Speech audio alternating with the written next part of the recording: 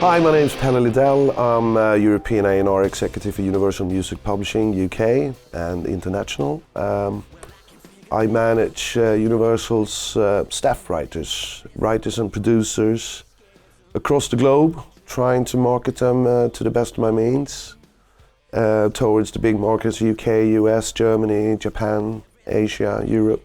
So music is my world. Well, if you're an unsigned writer, a couple of pointers. I think it's very important for a new songwriter to be original, to sound original. I really don't believe in copying current trends, because you will always be number two. There's always someone before you who've just done that. You have to anticipate what's coming in the next 6 months or 18 months and take it from there. You have to be cutting edge and you have to take chances. But also you need to understand, as a professional songwriter, you have to understand the commercial parameters of what you do. You have to study charts around the world. If you're shooting for a career as a songwriter in, let's say, Germany, you need to know what's going on the German charts, or in the US, or in the UK. All top writers I know of have a very good understanding for what's going on in the biggest territories in the world.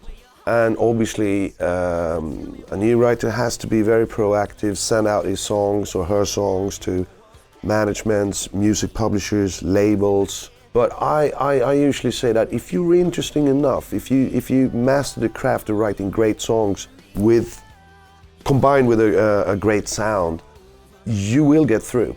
I haven't seen that fail yet. I have a little sunshine story for you, and this was actually my first US #1.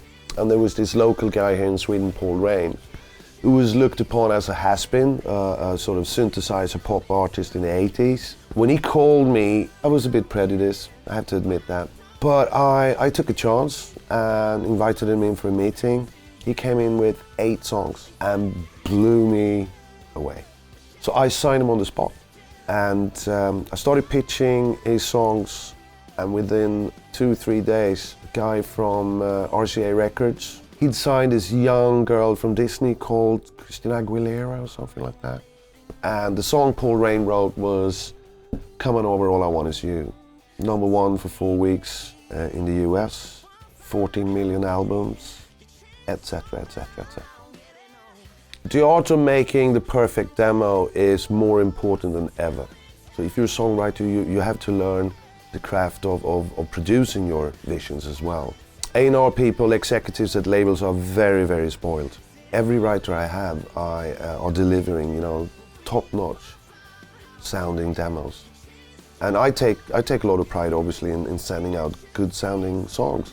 Because in many cases, a label and an artist hears the music, they love the music, and suddenly you're in negotiations about the production as well. That could be a huge income for any writer.